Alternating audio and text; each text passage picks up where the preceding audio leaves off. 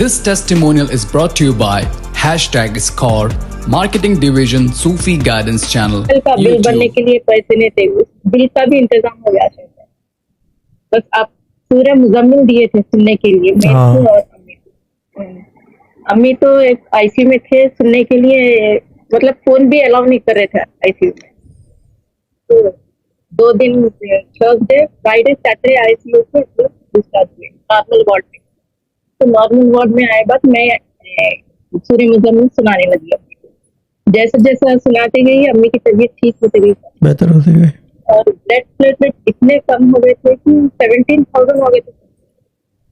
तो डॉक्टर बोल रहे थे ब्लीडिंग हो सकती, अगर बिस्मिल्लाह का लफ्ज़ खाना चाहता बस ब्लीडिंग भी नहीं हुई तो साजिश करे डॉक्टर। कुछ अल्लाह की तरफ में आपकी दुआ, बड़े शाह की तवज्जो। रशीद भाई अस्सलाम वालेकुम। ये इल्म है, ये इल्म है।